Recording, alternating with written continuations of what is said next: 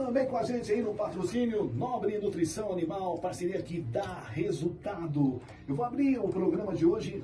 Primeiro quero dar uma boa tarde para o Murilo. Boa tarde, Carlinhos. Boa tarde a todos os ouvintes, hein? Eu ia falar boa noite, porque já está à noite, né? Final do dia aí, já com esse clima de outono e inverno, a noite chega mais cedo. Tudo bem, Fernando? Tudo bem, Carlinhos. Boa tarde a todos os ouvintes. Tudo bem, Álvaro? Boa tarde, Carlinhos. Boa tarde a todos os ouvintes. Aí a equipe já postos aqui para a gente comentar aí sobre o agronegócio. Aliás, o Brasil tem um peso gigantesco no agronegócio mundial. O país aparece como líder global nas exportações de produtos como suco de laranja, soja, açúcar, carne de frango, carne bovina, café, fumo, celulose e algodão. Em alguns casos, a participação brasileira nas exportações mundiais passa de 50%, mostrando aí a força do campo na economia nacional.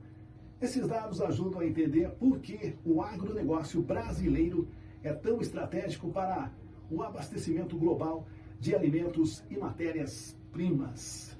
E a gente agora fala de uma notícia, a notícia na hora que ela está acontecendo. Ontem, né, a gente recebeu aí, o Brasil recebeu uma notícia boa da carne bovina, né? A China reconheceu que o Brasil está livre da febre aftosa.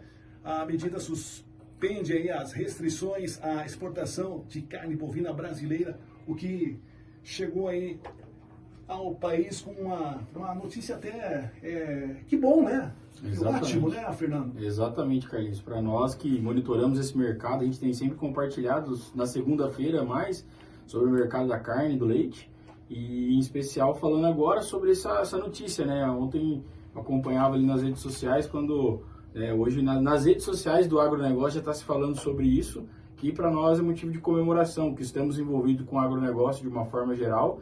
E pensando no mercado carne, né, claro que envolve outros tipos de carne, a gente fala, quando fala carne, não somente a bovina, né, mas no nosso foco é o bovino, mas fala assim, aves, em suínos e outras possibilidades. Mas pensando para o mercado da carne bovina, né, no ano passado a China exportou cerca de 50 bilhões, né, do Brasil. Então, com algumas restrições, podemos dizer que, né, no começo desse ano a gente tinha ouvido falar sobre restrições no mercado chinês sobre alguma forma da carne entrar, né? E agora, com essa liberação, com essa certificação, né?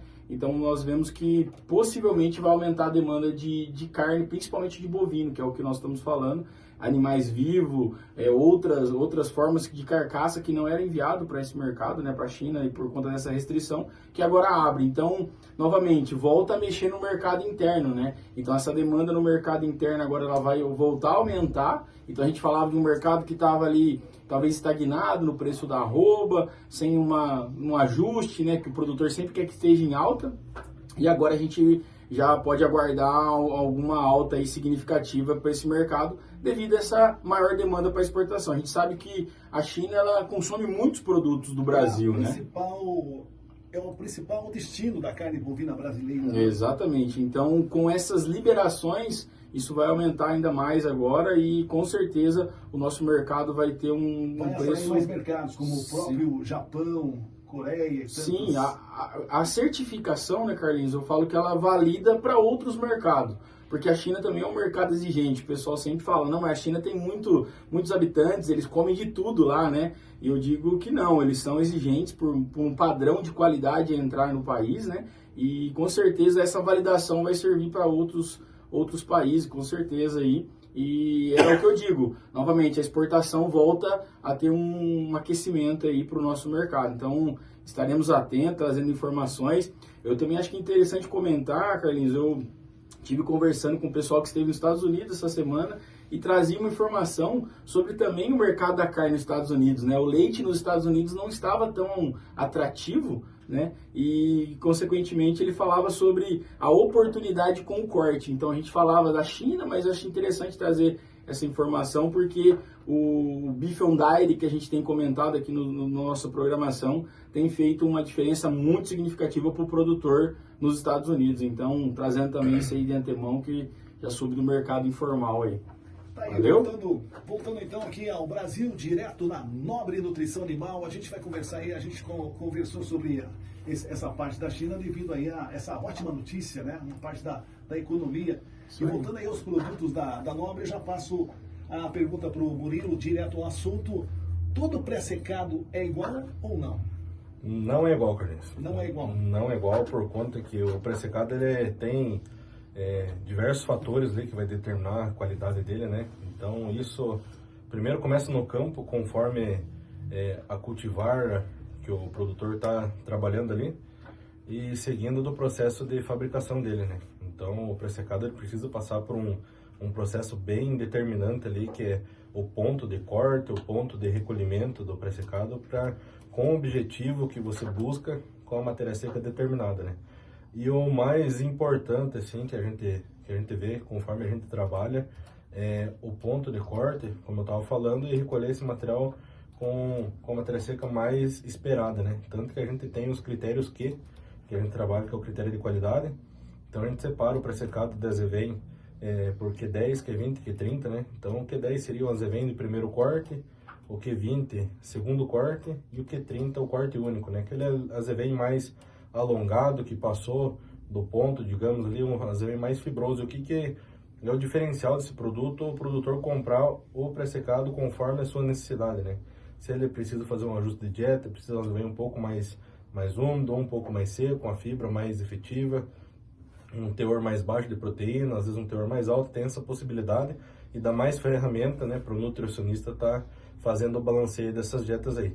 E o que diferencia muito o nosso pré-secado também é que a gente não trabalha com fibra longa, né? Então o nosso pré-secado é todo recolhido com a forrageira automotriz, e detalhe, ele não vai para o silo, né? Então às vezes o pessoal pensa, faz o pré-secado no silo, depois enfarda e tudo mais, mas a gente faz ele direto na bola, ele recolhe com a forrageira automotriz e vai para a nossa fábrica, e lá vai ser processado e enfardado com a tecnologia Orca, né? Que é uma das tecnologias líder no mundial em compactação. Então coloca a maior densidade de material por metro cúbico. Então aí você evita perdas, tem um material bem compactado, bem fermentado e a melhor qualidade para você oferecer para o teu rebanho, né? Então o pré-secado, sim, ele tem muitas diferenças, e no mercado você encontra material de todo tipo, né? Tá, então, falando dos produtos da Nobre Nutrição Animal, passar a pergunta agora para o Álvaro. Álvaro, falando forragem, qual que é a rainha das forrageiras? Então, Carlinhos, hoje a principal, a rainha, e hoje que se destaca muito, tanto no gado de leite, quanto no gado de corte, quanto no equinos, é a alfafa, né? Ela é uma matéria extremamente rica em proteínas, de alta palatabilidade, digestibilidade. E como aqui o Murilo comentou, né, ela também passa por esse processo. Hoje nós temos o pré-secado de alfafa, e ela passa exatamente pelo processo que ele comentou aqui.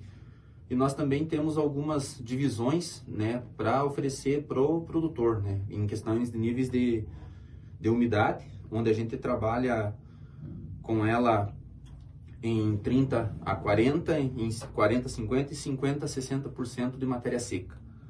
Então, hoje também a Nobre tem uma experiência aí em produção de forragens, em mais de 50 anos. Então, nós proporcionamos para o cliente o melhor produto para o que ele necessita lá no campo. Então, esse é o nosso trabalho, né? Como diz a frase ali, né? A parceria que dá certo justamente por isso, né? Trabalhar de acordo com a necessidade que o produtor tem lá em sua propriedade. Ela é utilizada principalmente em corte para a produção de feno, né? Sim, também. Mas hoje nós trabalhamos especificamente com o pré-secado. O pré-secado. Só para entender. A rainha das forrageiras. Isso mesmo. É a nossa região, né, Carlinhos? A gente está numa região, chove muito, uma região úmida, e é uma dificuldade tremenda se for pensar em feno, né? Então o feno ele precisa de um material ali com mais de 90% de matéria seca. Então, para você atingir esses níveis aí, é possível, mas é muito dificultoso. E como são períodos assim de muita chuva, às vezes você acaba perdendo muito time ali de recolhimento da forragem, ou às vezes ela não seca muito. E a questão da alfafa, pela sensibilidade dela muito alta em perder folhas, digamos, esse processo ele acaba você perdendo muita qualidade no material, sabe? Então, o nosso processo de armazenamento ele é muito efetivo, e fornecido via pré-secado é um dos meios mais eficientes que a gente encontrou e de entregar essa qualidade comprovada ao produtor rural. Principalmente, Fernando, passando a conversa para você também, principalmente agora no inverno, né? De repente os pastos diminuem, o produtor, o criador precisa comprar comida fora da fazenda, tem aí a Nobre como a nossa sugestão. Exatamente, Carlinhos. A gente agora no inverno, a alfafa ela sofre um pouco com a produção, né? Ela é uma forrageira que gosta mais das épocas quentes, pro próprio rebrote dela, né? Já pensando no azevém, é uma gramínea de inverno, a safra dela é feita no inverno, mas uma mensagem que eu queria deixar aqui é exatamente essa.